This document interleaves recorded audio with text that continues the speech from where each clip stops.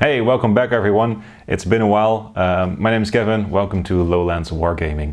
Today we're going to discuss the Northern Ireland GT Grand tournament that I recently attended. I will not try to pronounce its actual name. I'm sorry, Michael, it's way too difficult for me and I will not embarrass myself. But first, before I dive into it, let's take a look at how it went. This big glass trophy, Kevin, I'm going to do this terribly, Kevin Van Rovens.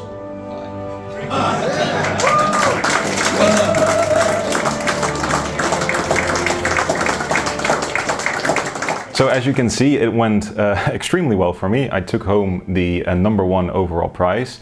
Really excited, really happy about it. I didn't expect it going into it because of the strong competition, the strong field of contenders. I thought I could do well, but I didn't imagine that I would win it all. So in this video, I'm going to go over the event itself, how it was organized, my matchups that I had, things like that. Also a little bit about how I prepared for the event. And finally, I'll also discuss what does it take to win an event, large or small? Like what are the key elements or key factors that contribute to getting to those top tables and competing for the top spots or for the podium. So hopefully you'll be able to learn something from this video or at the very least share in the experience that I had in Northern Ireland. So yeah, grab a seat, grab something to eat, and let's find out. So the army that I brought to the event, as you can see, is the Easterlings. It's the list that I'm most comfortable with. It plays really well, and especially with the way the event is set up, where big wins get rewarded and small wins are also, or small losses are important. Like if you lose, try to lose small. The Legion works really well for it because you can usually keep your Emperor safe, and you're pretty hard to break, and you usually have a decent time breaking the opponent. That even if you do lose, you tend to scratch out some victory points regardless, which really goes a long way in this event. So it's pretty straightforward. At 800 points, you can afford to take all of the named heroes. So it's the Emperor, it's Rutabi, it's Brogir. The Emperor has a full warband. He has 5 cataphracts with him with axe swaps. One of them is a drummer. He's got some pikemen, a single guy without a pike because I just was short of a single point. All of them black dragons, of course. And then the 2 warbands of Brogir and Rutabi are pretty much identical, except that Rutabi has 1 acolyte less. He has 4 acolytes, or she has 4 acolytes of axes, 7 regular pikes. Brogir has 5 acolytes of axes and 7 regular pikes. So I do have to be careful with my pike positioning to make sure that there's always a black dragon in somewhere. But because the acolytes themselves are also fight 4, it really helps. Like there's usually fight 4, fight 5 somewhere in the pike rank. And yes, the acolytes get trapped if you put 2 pikes behind them, but if they lose with so many dice, they're probably in trouble anyway. And usually you can stagger the lines a little bit so that they can, you know, back up anyways, and it's pretty fine. The X swaps on the acolytes and the cataphracts are pretty nice for the additional killing power because the list can struggle sometimes against other defense 6 lists like Morannons, Black Numenorians, or things along those lines. So yeah, that's my list, really solid list, and a list that I'm very comfortable with. So the Northern Ireland GT was a GBHL 100 event and an Ireland Hobby League 100 event, as well as a Ardacon qualifier. So that meant that there's basically 3 big rewards for winning the tournament. It's 100 points for both leagues, as well as that coveted ticket to the Masters event at Ardacon itself. This meant that it's a very interesting event for a lot of people around the continent and of course the British Isles. Which also led to a strong contending field. It was organized by the gentleman Michael Bradford, and he did an amazing job. Like he went above and beyond to make sure that everyone was catered for, everyone knew exactly where they had to go. He prepared the event, he made sure there were beautiful boards that I'm sure you'll see at some point during this video. He even baked for everyone. He had lovely prize supports. He made lovely prizes, or had them made for all of the different categories, painted, overall rankings, you name it. There was a beautiful side event. Like honestly, this is the best event I've ever been to, and I'm hard pressed to see another event topping it anytime soon. Yes, Ardacon is amazing for the sheer scale of it, like the amount of attendees and the location, the setting, etc. makes Ardacon very special. But this was so well organized. Like hats off to Michael. I would even say he put in too much work, because I've heard from him since that he had a bit of a, you know, a post-event breakdown because he had way too little sleep and way too much work to do. So yeah, it was an absolutely amazing event. And what made it so amazing, other than the organization, were the extra rules that Michael set up for the event, and of course the attendees. So Michael did a few tweaks to what is described in the match play guide. The biggest one is that tournament points are calculated based on VP difference. So let's say if it's a draw, both contenders get 12 tournament points. And if you win, you add the VP difference to your tournament points, and the loser subtracts the VP difference from their tournament points. So let's say you have a 12-0 win, you take 24 tournament points and your opponent gets 0. The only difference is if you have a very small win, the minimum tournament points you can get for a win is 15. So even if you win by 1 difference, you have 15, but your opponent still takes home what the difference is. They don't go to 9 automatically, they could still have 11 or 10. This means that you're very incentivized to hunt for every single VP that you can get your hands on, even if you're losing or even if you're already winning, because it's not just a tiebreaker, no, it's tournament points. And a 12-0 win is extremely valuable in your climb to the top.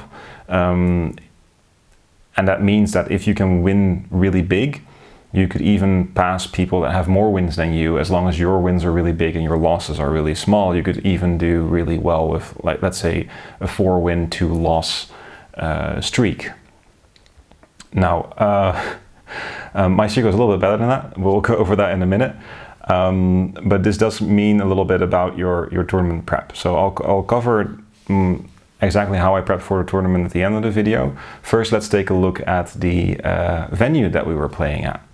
So there was a strong field of 56 contestants. It was a full random draw of rounds, so it was just D20 roll on the match play guide table. 19 and 20s were re-rolls, as well as scenarios that we already had. And there were a few scenarios that had tweaks. So only one of them came up, so I'll cover that one. And that was the first round, was Contest of Champions. Now, Michael changed some scenarios to make them a little bit more balanced, a little bit more competitive in his opinion, and I do agree with his changes. At Contest of Champions, the scoring has been adjusted. So no longer it's 3-5-7 for leader kills, it's 2-4-6. A leader wound is 1, leader kill is 2, regardless of who wounds or kills. And leader kill by your leader is 3 VPs, and then breaking is 1 to 3. So breaking both is 1 and breaking without being broken is 3. This means there's a little bit less about who has the better leader, and there's more things that you can do to try and swing it back in your favor if you're behind on kills, because breaking is also really important, and killing their leader, even if you manage to do it with another hero of yours or just with your troops, is still really valuable. Now, in my first round, okay, so I just grabbed my notes because I'm a very forgetful person, and I took notes for every round. So my first round was against Luke Hilder in Contest Champions. He brought Rivendell Knights with Elrond in a full warband, including a Knight on banner, or Knight with banner, and Strider on horse. So focusing on just a lot of knights as possible. I should say, by the way, the event was 800 points. So all of the lists that I'm discussing are 800 points. And I'll ask the lovely editor to put up the lists of all my opponents and my own on the screen. So the game against Luke was pretty much decided during deployment and also turn 1 movement. It's not very uncommon for Contest of Champions with how close you deploy. It's really important exactly how you put down your troops and who gets the first heroic move roll off to decide whose leader goes into what. He had put a few knights in front to kind of screen off Elrond, and then he deployed the rest of his knights in kind of a horseshoe shape around, and then he put Strider behind Elrond. There was lots of space to move around inside, but crucially he didn't leave a gap at the back for Strider to move out of.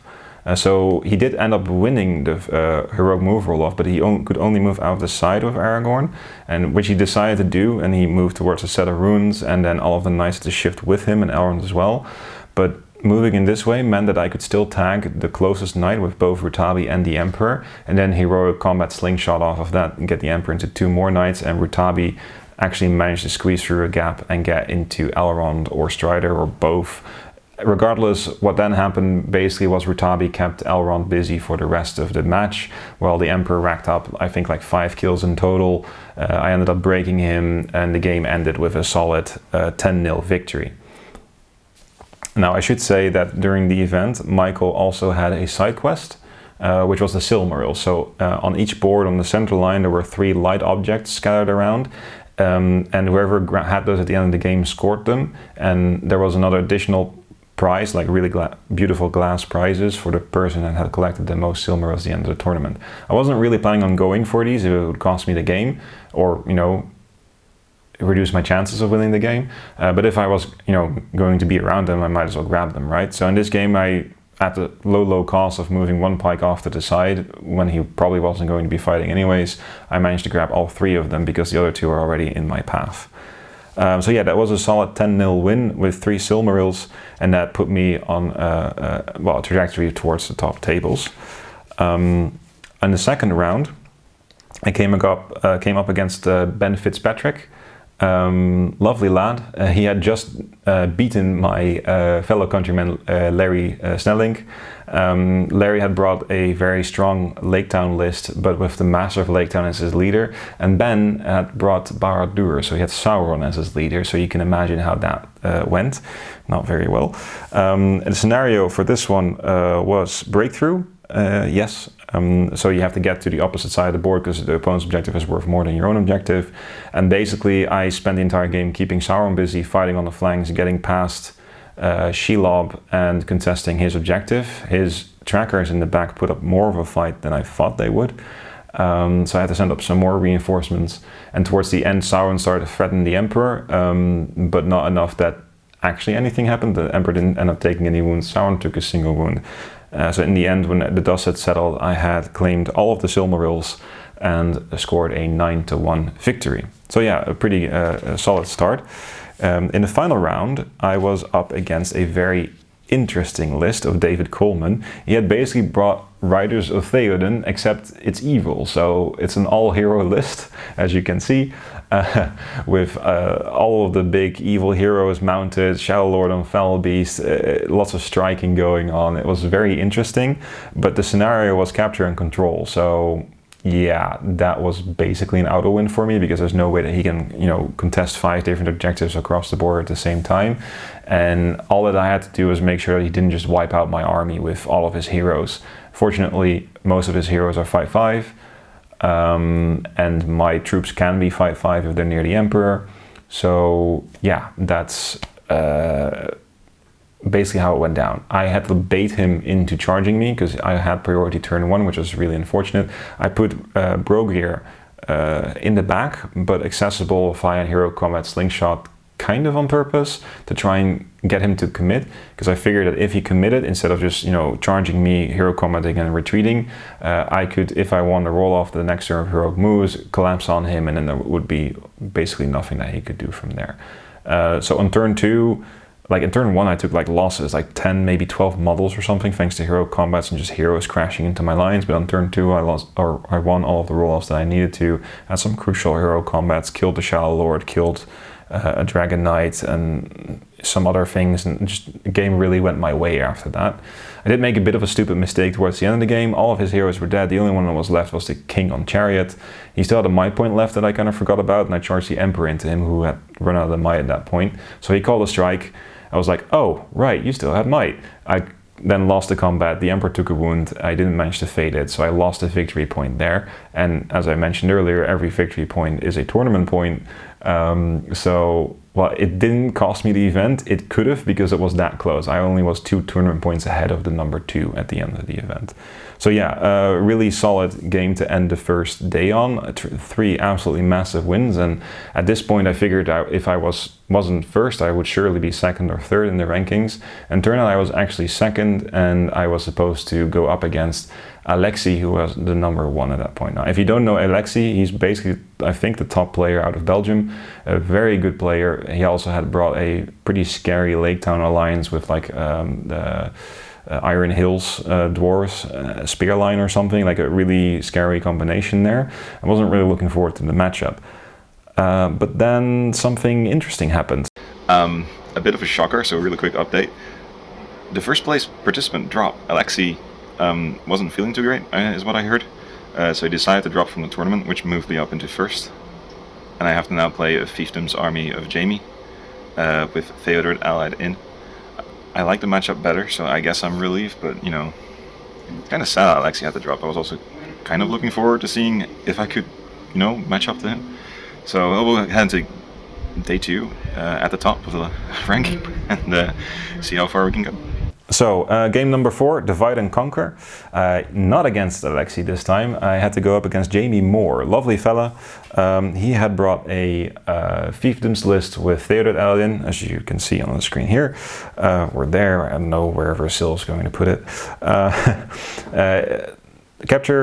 Divide and Conquer, a very interesting scenario where you have to split up your forces. Not something that I'm really keen on with the Emperor, but I had figured out ahead of time that if I have to put a warband on its own, then it's Rutabi's warband, because Rutabi is just a brick house. She can handle any hero for a pretty long time.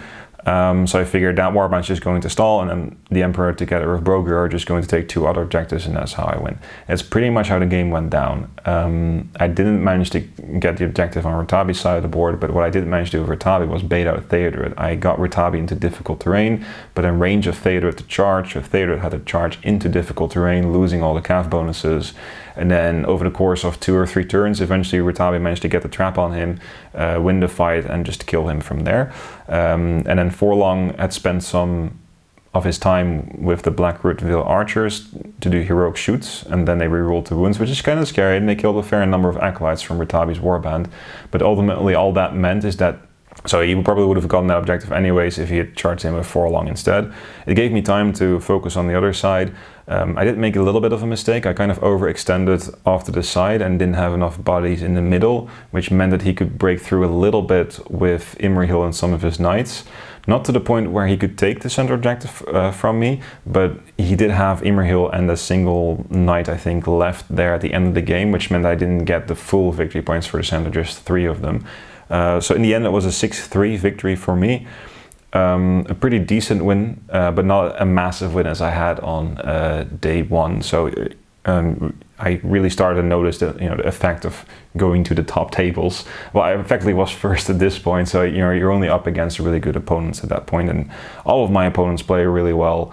They were all absolute gentlemen, so it was really a pleasure there. Right, then game number 5, I had to go up against Jacob Cochmal, and I took notes of every list before the event, and for his list the first word that I wrote was yikes. Well, you can see his list on the screen is absolutely nasty. Triple Wraiths, Spider Queen, Black Numenorians, Moran's Trackers, it's just everything nasty and very good and very solid. And Jacob himself is a very good player as well. He really knows how to use Wraiths and the Spider Queen. I knew that going in. It was to the death, which normally these things are pretty good in, and also against a list like this, I'll probably break him before he breaks me if I can manage to keep the Spider Queen under control, which is a big if. But because he had shooting and I didn't, he had control of choosing your engagement. I always advocate this: if you have the shooting advantage, you have to dictate where you engage. And he made me come towards him, and he peppered me with magic on the way in, and I did have some very shitty resist rolls, which didn't help, so I had to spend some might to resist things or otherwise lose a hero. But I was going to lose Rutabi anyway, and I knew that. I just wanted him to pay for it, so he had to spend some resources on it. I didn't have a lot of luck once the lines met. I didn't kill fast enough, so it really started to go into Jacob's favor. And what also didn't help is that at some point I had the chance to snipe his banner with Brogear, and banner VPs are a thing in this scenario, and I figured that if I kill the banner, I'm going to retreat. I'm going to play for time, I'm going to try and prevent him to break me, and then I'll just win it on banner VPs and take home a small victory, and I'll be happy with it, because if it keeps going like this, I'm going to lose. So at that point, Broger, of course, had cast Fury to deal with the Black Numenorians. So he still had 4 will left. I figured, okay, I have 2 might, this is really important, this is game winning. I'm just going to throw 3 will at it, save the 1 will to keep Fury up. And then if I roll a 4 or something, I'll just might it up. So I roll 3 dice, and I roll too high. What can you do? Sometimes you just have really shitty luck. So after that, there wasn't that much I could do anymore, other than hope that my luck would turn and my group troops would kill more of his units. It didn't end up happening. I did manage to score a cheeky wound on the Witch King, which he needed both of his fates to save, so that was really close, because that could have gotten me some leader VPs. But yeah, in the end, I took a small beating of a 6-1 loss. So going into the final round, I was then 3rd. Jacob had risen to the 1st, and he was up against I forget his name, so maybe we'll put it in the screen, or forgive me, I don't know the names of everyone at the event. He was playing Vanquishers. So the final round was retrieval. So, you have to basically capture the flag scenario. And I had to go up against Connor Kerr. Absolute legend, absolute mad lad. He had brought a orc spam list that he had done really well with. He had smashed, I think, 3 opponents in massive victories and taken 2 small losses or something along those lines. He had done really well with it, so he had was at 4th place at that time. But it's also a matchup that, pairs up pretty well with the Eastlings. I outfight him, I have enough numbers to kind of mitigate the Orcish horde, and it's a scenario that if I could prevent him from breaking through, I should be able to win. So when we deployed, he kind of tried to evade the Emperor, so he didn't put too many troops in front of it, but I did manage to charge into something along with the drummer, and then call a heroic combat and basically slingshot the drummer right through his lines. And we were playing on the board pretty much like this, with actually exactly this terrain the Archonfell set. So there were lots of alleys and stuff for the drummer to go into, so he couldn't get charged the next turn because there was no line of sight. And then I just drummed to his objective, dismounted, grabbed it, and tried to run away. The drummer got stuck for a few rounds, eventually managed to get break off when I won priority. And then in the meantime, my troops were just making absolute mincemeat of his Orcish horde, and Brogier was doing tremors left, right, and center. Rutabi was hunting down enemy heroes, and everything was going in my favor. The only thing that didn't happen was me running the objective off of the board, because there wasn't enough time. But everything else I scored, so I took home a 10-0 victory. So I was pretty happy with that. I figured, okay, so I was 3rd and I took a massive win, so I should be 3rd still, or 2nd, maybe even 1st, depending on what they did on the top table. And that's when I heard that at the top table, the 2nd place player had defeated Jakub with a 8-7 victory, like the smallest victory possible, basically. So that was really good for me. And then I hadn't really been keeping tabs of the exact tournament points. I'm not a player like that. I just try to get the biggest win, and I'll just see at the end where my ranking is. But someone else was like, oh, that means you probably won by a few points. I'm like, well, I mean, if that's the case, sure. And sure enough, when the award ceremony rolled around, it turns out that I took home the big prize. Completely against my expectations. I went to the event hoping to do well, or at least be the best Emperor. There were 5 Emperor lists at the event. I never imagined that I would take home the big prize, so I'm very happy with it. So yeah, the event was an absolute blast, and I also want to mention that all of my opponents were really great to play against. Sometimes at top tables you get these games where your opponent is just very strict, non-social, very much about the rules and the game and not so much about the social event. I didn't really experience any of that at this event. All of them were absolute gentlemen. At some point when you get to a certain level, you just know what your opponent is intending to do. Like, even if a pike is not exactly touching, like, you meant to put it into base contact. Or if you move your troops and you say, like, okay, I'm going to keep these just outside of 6 inches so you can't charge the next turn, and then the next turn rolls around and you measure it and it's like, oh, it's exactly 6 inches, I guess I could charge. You just nudge the troops back because you declared your intent. Things like that. So most opponents we had this kind of understanding, which made it a much more fun game, so we could focus on the actual tactics and strategies that mattered, instead of going by the millimeter and things like that. Of course, you would still do that on moments where it's really important and where it's not clear what the intention was, or after lines have clashed and things have moved around for backing away. You need to do due diligence with measurements. But for the most part, it was just a very nice event. And yes, you were playing hard, you were playing competitively, but you were also having a good time and drinking a beer and having a laugh. And I really thoroughly enjoyed my time at the tournament.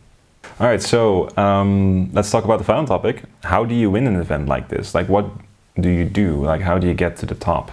The way I see it, there's 3 main elements at play. I think one of the most important ones that people sometimes underestimate a little bit is preparation. I did quite a lot of prep work for this event. It's about choosing the right list. It's about reading the tournament pack and being like, okay, so how are tournament points scored? Does that impact what list I'm taking? Is the only thing that matters winning, or are VPs important? And this event, VPs were very much important. So then you want to take a list that has a good time at most scenarios, scoring a lot of VPs, or or mitigating the opponent's scoring VPs. And for me, the Emperor Legion is very good at that. Another thing that I did is when the lists were published, it was a few days in advance, I printed out every single one of the lists. There were 56 competitors, all of their lists were public, and I went through them. I took notes. I was like, okay, what do I do against this army? What choices do I have? Is there anything to think about? That way I didn't run into any surprises when I met people at the table. I practiced a lot with this army. I did, I think, several practice sessions with friends, with Larry as well, at 800 points. I think there even was an 800 point event recently, purely to practice for something like this. So it's about getting those reps in. Like, you can't expect to just show up to an event unprepared and just do well, because it's probably not going to happen. You're probably going to get surprised by something, or you've taken a list that works well, but they'll just like scratch out a win by, I don't know, wounding or something. Like, take Ed Ball, for instance. He's an absolutely beast of a player, and he brought Black Riders, which he is very good at, and it's very scary. But one thing Black Riders is also very good at is just winning by killing their leader and then denying objectives in certain scenarios. Well, that does work to get you the wins. In certain, like in this tournament, that wouldn't be enough to get to the top. Now, I don't know if that's the reason why I didn't get to the top, because I think he took at least 2 losses during the event. But that's just an example that I want to point out. Like, you really need to take the event into consideration when you're picking your army. Now, secondly, of course, is playing well. Like, you don't get to the top tables if you're a brand new player. You shouldn't expect to on your first event. Even if you have experience with different game systems, you might learn quickly. I learned pretty quickly, if I may say so myself.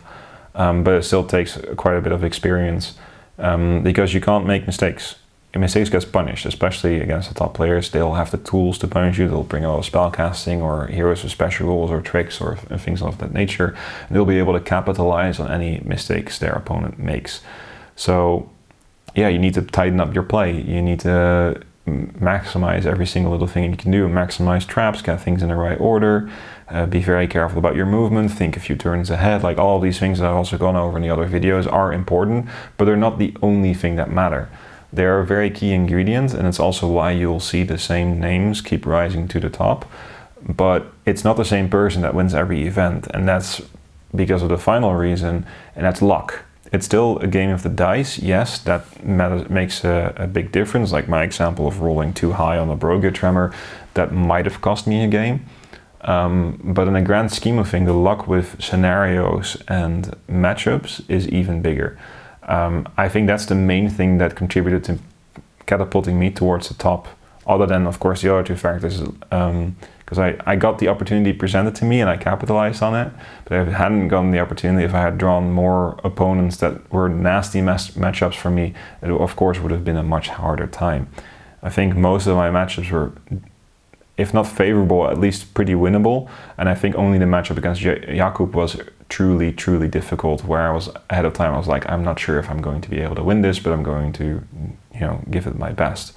The other ones were certainly no pushovers, like especially Contest of Champions. Had that gone differently, Elrond can absolutely do a number on your troops. So yeah, getting the right matchup, getting the right scenarios as well for your list is very important. And it's also why I prefer 2-day events over 1-day events, because it mitigates some of that effect as well. Because like, you could take a swing list like Beornings to a 1-day event and be lucky that you roll 3 different scenarios that are very favorable towards your list. Then you'll have an easier time getting to the top, obviously. It's also why you won't really see something like the Shire win a 2-day event with like 6 rounds, because they're bound to come up against one of those scenarios where it's like, oh, get the most number of kills or get the most number of leader kills, and the Shire is like, well, I guess I'll just die. It doesn't work. But they might win a 1-day event if they're lucky, and it's just objective scenarios. They just swarm the board and take all of the objectives, and then they get quartered and they still have more bodies on the objectives because they just have so many ridiculous numbers. That's the thing that the Hobbits can do. So getting the right scenarios, getting the right matchups, of course rolling hot really helps. If you just roll 6s all day, then maybe you'll win. But it's about much more than that, obviously. So yeah, those are basically the 3 key ingredients that you need to get a perfect run and get a win. So there's a lot of things that are in your own hands, your preparation, practice. But at the end of the day, you also need a little bit of luck. I traveled to Ireland together with Larry. He had the worst luck possible in the first round. He won all of his other matches and he climbed all the way back up to 4th place. He just off the podium. So he did really well to bounce back from something like that. But it just goes to show that, yeah, you know, he knew going in that with the master as his leader, contest is his worst scenario. You know, it's a 1 in 18 chance to have it for each round. So the actual chance is more closer to like 1 out of 3, I guess, if there's 6 out of 18. Yeah, so I don't know, math. Somebody in the comments will probably correct me. So yeah, it's a risk, and he knew that he also has options to still win the scenario. You can do Enchanted Blades on like the master and use Alfred to put might on him or whatever. But at the end of the day, it's still a very hard scenario, but winnable, depending on the matchup. But then you go against Sauron and you're like, well, what do? Well, you try to mitigate the damage. And then he told me afterwards that everything that he tried failed. So he had basically the worst luck possible. Like the stars aligned in exactly the wrong way and he just got absolutely tabled. It happens. Obviously you're not going to win an event if something like that happens. So basically you need the opposite kind of luck. You need to make your own luck, you need to play to your outs, you need to play as well as possible, but at the end of the day, having good matchups, good scenarios also really helps. And the matchups and the scenarios on the whole were pretty good for me during the Irish Open. So yeah, that's the coverage for the event and a bit of a reflection on how my run went and how I took home the big prize. I hope you enjoyed it. There's a few other announcements to make. You might notice that we're sitting in a new environment. This is my basement that I'm currently sprucing up, and it'll soon be a dedicated gaming space for our beloved hobby. So you should be able to see many more videos being recorded here soonish. As our schedule allows, we don't upload frequently, but we try to upload good quality videos when we do. The next event coming up for me is Articon. Let me know if you would like me to do some kind of live coverage or just like mini vlogs or something of the event instead of just these recordings afterwards. I'll try to record some stuff with my phone and maybe post them on the go. And also, if you're going to Articon, don't be afraid to say hi. It's been lovely to get some recognition from the attendees at the Irish Open. It was truly surprising to see how many people had heard of the channel. And if you're lucky enough to play against me, you'll get one of the dice from Lowlands Wargaming. All of my opponents at the Irish Open also got one of the dice, and we're doing it exclusive now that only people that I play against or one of the other people of the channel play against will get one of these dice at a major event. Also, a really big thank you to Wookies of Mirkwood for the footage of the award ceremony. I couldn't record it myself because I was in the ceremony, obviously, so yeah, big thanks, shout out as well. If you're interested in their channel and event coverage, they did a whole video on the event as well. There's a link in the video description. And finally, if you enjoy this kind of content and you would like to see more, please like, subscribe. It helps us, it helps the channel reach a bigger audience. And if you have any suggestions about content or any questions or remarks, just leave them in the comments and I'll do my best to answer them, or maybe Sil will answer them. We'll see. Thank you very much and see you next time at Lowlands Wargaming.